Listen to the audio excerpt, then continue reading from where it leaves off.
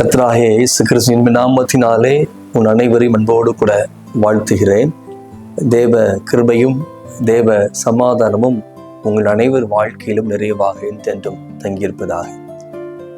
இந்த தவக்காலம் பழையவைகள் ஒளிந்து போகின, எல்லாம் புதிதாகின.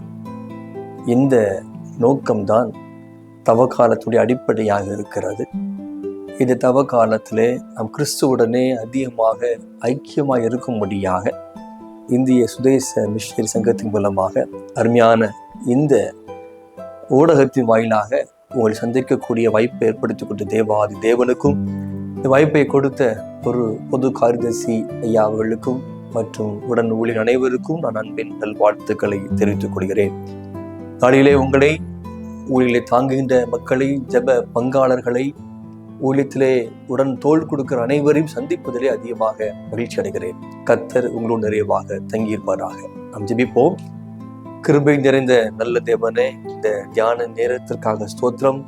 எங்களுடைய தியானத்தை நீ ஆசீர்வாதமை கொடுத்து இது மூலமாக நாங்கள் கற்றுக்கொள்ள, உணர்ந்து கொள்ள, உண்மை அதிகமாக நெருங்கிக் கொள்ள கர்த்தர் உதவித்தாரும்.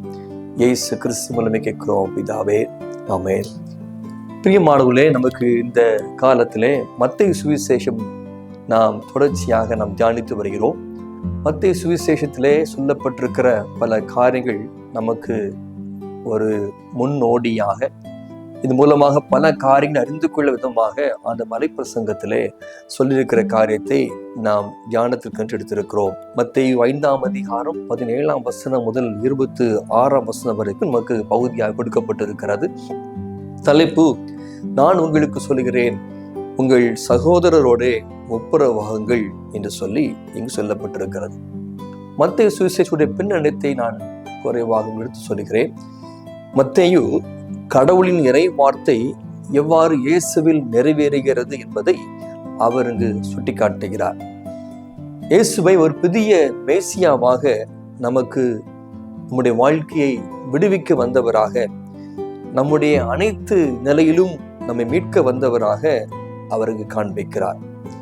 பழைய ஏற்பாட்டிலே மோசேக்கு நடந்த அந்த நிகழ்வுகளை போன்றே அதை நிழலாக கொண்டு நிஜ வாழ்க்கையிலே இயேசுவின் வாழ்க்கையை எத்தனை தடைகள் வந்தது என்பதை இங்கு அவர் கோடிட்டு காட்டுகிறதை பார்க்க முடியும். மோசே பிறந்தபோது ஆண் பிள்ளைகள் கொல்லப்பட வேண்டும் என்று அங்கு கட்டளை கொடுக்கப்பட்டது. அதே போல ஆண்டவர் பிறப்பின் போதும் இங்கு ஆண் மகன் கொல்லப்பட வேண்டும் என்று ஒரு ஆணை பிறப்பிக்கப்பட்டது, அல்லது அரசு கட்டளை பிறப்பிக்கப்பட்டது.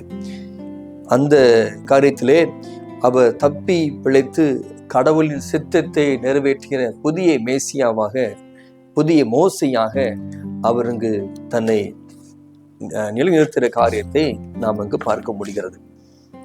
இயேசுவை புதிய மேசியாவாக மத்தேயு காண்பிக்க விரும்புகிற காரியத்திலே நேர்த்தியாக கட்டமைப்பாக கொண்டே அது செல்லப்படுவதை பார்க்கிறோம். பாலைவனத்தில் 40 நாட்கள் ஒரு அடையாளமாக இயேசு செலவழித்தார். மோசே பாலைவனத்தில் 40 ஆண்டுகள் அந்த வனாந்திர பாதையிலே அவர் இறைவனுடைய அனுபவத்தை பெற்றுக்கொண்டவராக இருப்பதை நாம் பார்க்கிறோம். கடலோடு ஒரு உடன்படிக்கை அவர் இறை மக்களுக்காக ஏற்படுத்தின காரியத்தையும் நாம் காண முடிகிறது. அதே போல புதிய மேசியாவாக ஆண்டவர் இங்கு விளங்குகிற காரியத்தையும், மோசே எவ்வாறு சீனாய் அந்த வனாந்திரத்திலே அந்த மலை மேல் அமர்ந்திருந்து மக்களுக்காக நியாயப்பிரமாணத்தை அவர் கொண்டு வந்து வாழ்க்கை நெறிகளை, ஒழுக்கு முறைகளை இவ்வாறு நமக்கு பெற்றுக் கொடுத்த போல புதிய மோசையாக ஆண்டவர் இங்கு மலை மேல் அமர்ந்திருந்து இந்த மக்களுக்கு, சீஷைகளுக்கு அவர் வாழ்க்கையுடைய காரியத்தை, புதிய கட்டளைகளை, அது கட்டளைகளின் புது பரிமாணத்தை எடுத்துக் கூறுவதை நாம் இங்கு காண முடிகிறது. 17ஆம் வசனத்திலிருந்து நாம் பார்க்கும் போது, ஆண்டவர் இங்கு நியாயப்பிரமாணத்தை நிறைவேற்ற வந்தேன், அதை அழிக்க வரவில்லை என்றும், ஆகவே இது நிறைவேறும் என்கிற காரியத்தையும் இங்கு ஆண்டவர் குறிப்பிடுகிறார்.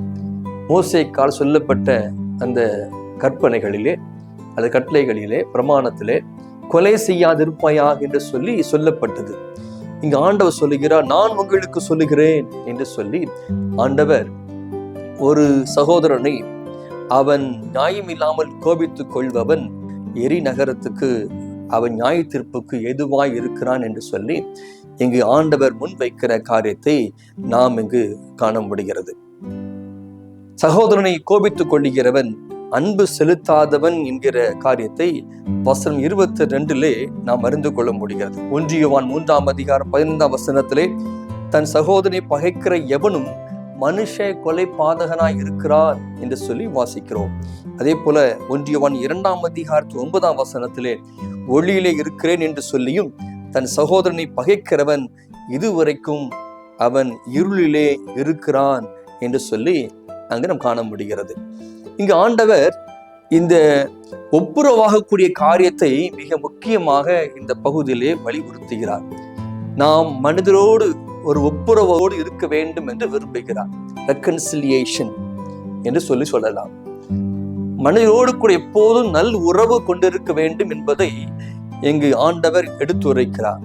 அந்த நல் உறவு இல்லை என்றால், அது ஏதோ ஒரு இடைவெளி இருக்கும் என்றால், அந்த இடைவெளியானது ஒருவேளை கசப்பினாலோ ஒரு மனது இருக்கிறதான ஏதோ ஒரு கோபத்தினாலோ அல்லது வஞ்சகத்தினாலோ ஏதோ ஒரு இடைவெளி ஏற்பட்டிருக்கும் என்றால், ஆண்டவர் அதை கொலை செய்யப்படுகிற காரியத்திற்கு அவர் முன் வைக்கிற காரியத்தை பார்க்கிறோம். அப்படி என்றால் நாம் நம்மோடு உடன் இருப்போடு கூட நாம் ஒப்புரவாகி உடன் இருப்போடு கூட நாம் எப்போதும் நல்ல உறவு வைத்திருந்து நாம் அந்த வாழ்க்கை வாழ வேண்டும் என்பது ஆண்டவருடைய முழு விருப்பமாக இருக்கிறது. அப்படி என்றால் அந்த எண்ணமானது இருதயத்திலே உருவாக வேண்டும். இந்த இருதயம் தான் எல்லாவற்றுக்கும் காரணமாக இருக்கிறது. எரேமியா 17:30 வாசிக்கும் போது, எல்லாவற்றை பார்க்கிலும் இருதயமே திருக்குள்ளதும் மகா கேடுள்ளதுமாய் இருக்கிறது, அதை அறியத்தக்கவன் யார் என்று குறிப்பிடுகிறார். அந்த இருதயமானது அது திருக்குள்ளது கேடுதலுமாய் இருக்கிறதுனாலே இந்த இருதயத்திலே சகோதரன் மேலே உள்ளத்தோடு இருதயத்தோடு அன்பு செலுத்த வேண்டும். அவனிடத்திலே நல் உறவு இருக்க வேண்டும். அது இருதயத்திலே அது காணப்பட வேண்டும் என்பது தேவனுடைய ஒரு விருப்பம். ஆனால் மாறாக உள்ளாக பார்க்கும்போது ஒரு வெறுப்புணர்வும் கசப்புணர்வும் இருக்கும் என்றால் நாம் அவனை கொலை செய்து விட்டோம் என்பது போலவே இங்கு ஆண்டவர் அதை முன் வைக்கிறார். ஆகவே அன்பு அங்கு வரும்போது, தேவனுடைய அன்பு ஒரு மனிதனுக்குள்ளாக நிறைவாக இருக்கும் போது, அவன் ஒரு சகோதரனை அல்லது பார்க்கிறவனை அவன் அந்த ஒரு மனித நேயத்துடனும் அன்புடன் அவன் அணுக முடியும், பார்க்க முடியும். அது இல்லை என்றால் அந்த சகோதரத்துவம் அங்கு அழிந்து விடுகிறது. ஆக ஒப்புரவாக வேண்டும் என்று சொல்லும் போது ஒப்புரவாகுதல் முதலாவது அது இருதயத்திலிருந்து ஆரம்பிக்கிறது. இந்த இருதயத்திலிருந்து அது ஆரம்பித்து அது துவங்கும் போது ஒப்புரவாகுதல் அந்த இருதயத்தோடு லயித்து செல்ல முடியும். பிரியமானவர்களே, நம்முடைய வாழ்க்கை நாம் ஒரு நிமிடம் நாம் யோசித்து பார்ப்போம். என் வாழ்க்கை இருதயத்திலே என்னோடு யாரோடையாவது நான் ஒரு கசப்புணவை இன்னும் வளர்த்து கொண்டு இருக்கிறேனா, அல்லது அன்பு எங்கேயோ எங்களிடத்திலே ஒரு இடைவெளி ஏற்பட்டு இருக்கிறதா என்பதை யோசித்து பார்த்து இதை நாம் சீர்பொருந்திக் கொள்ள வேண்டிய காலத்திலே இருக்கிறோம். ஆகவே இருதயமானது சுத்தமாக இருக்க வேண்டும் என்று கர்த்தர் விரும்புகிறார். இரண்டாவது இங்கு பார்க்கும்போது 23, 24 பார்க்கும்போது அது உடனடியாக இது தலையான காரியமாக அது பார்க்கப்பட வேண்டும் என்று விரும்புகிறார். It should be a priority, should be taken seriously என்று சொல்லுகிறார். அதை நாம் சாதாரணமா எடுத்துக்கொள்ள முடியாது. இருதயத்திலே தேவனை விட்டு தூரமா இருக்கிற காரியத்தை நாம் சாதாரணமா எடுத்துக்கொள்ள முடியாது. சகோதரனை பகைத்திருக்கும் போது தேவனுக்கு நமக்கு இருக்க உறவு அங்கு பிளவுபடும் போது சாதாரணமா எடுத்துக்கொள்ள முடியாது. ஆகவே அது முக்கியமான காரியமாக தலையான காரியமாய் பார்க்க வேண்டும் என்று விரும்புகிறார். அப்போ மனதோடு ஒப்புரவாக வேண்டும். அந்த ஒப்புரவாக வேண்டுவது இருதயமானது தேவனுக்கு பிரியமாக இருக்க வேண்டும். அந்த ஒப்புரவாக காரியமானது உடனடியாக அது சீரியஸாக எடுத்துக்கொள்ளப்பட வேண்டும் என்பது முக்கியமான காரியம். நல்ல ஒரு உதாரணம், ஆதியாகமம் 45 பார்க்கும்போது யோசேப்புடைய சம்பவத்தை பார்க்கிறோம்.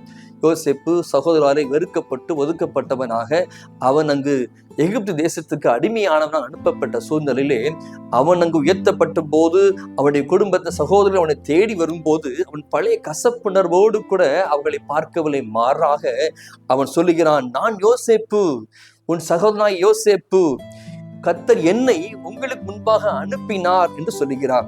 நீங்கள் உங்கள் பிள்ளைகளுடைய பிள்ளைகள் குடும்பங்கள் யாவரும் இங்கே வந்து கோசை நாட்டிலே தங்கியிருக்கலாம் என்று சொல்லுகிறார்.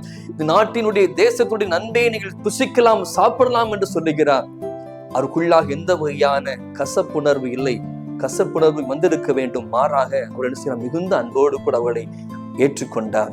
ஒப்புரவாகுடைய ஆவி அவனுக்குள் காணப்பட்டதை பார்க்கிறோம். ஆகவே அது இருதயத்திலிருந்து ஆரம்பித்தது, வெறும் முதட்டின் அளவில் அல்ல, இருதயத்திலிருந்து ஆரம்பித்தினாலே அவன் அனைவரையும் நமக்கு பராமரிக்கிறவனாக இருக்கிற காரியத்தை பார்க்கிறோம். அதை அவன் முக்கியமான காரியமாக எடுத்துக்கொண்டான். தன்னுடைய சகோதரனை பார்த்த உடனே அவளை உடனடியாக புறப்பட்டு வரும் சொல்லும்படியாக அவன் சொல்லி, இங்கு வாருங்கள், தேசத்தில் தங்கியிருங்கள் என்று சொல்லி அவளுக்கு ஒரு அழைப்பு கொடுத்து அந்த காரியத்தை உடனடியாக அவன் நிறைவேற்றுகிறான். ஒப்புரவாகுதல் தேவனால் கொடுக்கப்பட்டிருக்கிற மகா பெரிய காரியம். ஒப்புரவாகுதல் ஆவியை பெற்றுக்கொள்ள முடியாத திறந்து காலத்திலே நம்மை அழைக்கிறார். நாம் அந்த ஒப்புரவாகுதல் ஆவியை பெற்றுக்கொண்டவர்களாக ஆண்டவருக்குள்ளாக பலப்பட கர்த்தர் நமக்கு உதவி செய்வாராக. அந்த அன்பிலே நாம் திடப்பட தேவன் நமக்கு கிருபை தருவாராக. ஜெபிப்போமா. அன்பின் ஆண்டவரே, ஒப்புரவாகுதல் ஆவி எங்களுக்குள் தரும்படியாக ஜெபிக்கிறோம்.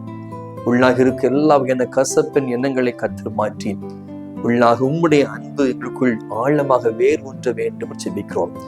ஒப்புரவாகுதல் ஆவியை கெடுக்கிற சத்துருவை பிசாசை நாங்கள் கடிந்து ஜெபித்து உம்முடைய ஒப்புரவாகுதல் அன்பினை நாங்கள் வேர் ஊன்றப்படத்தக்கதாக கர்த்தர் எங்களுக்கு இருக்க கிருபை தரும்படியாக ஜெபிக்கிறோம்.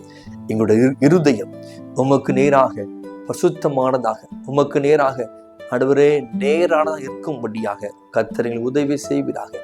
உடனடியாக நாங்கள் செயல்படுத்த கர்த்தர் அந்த கிருபையை தரும்படியாக ஜெபிக்கிறோம்.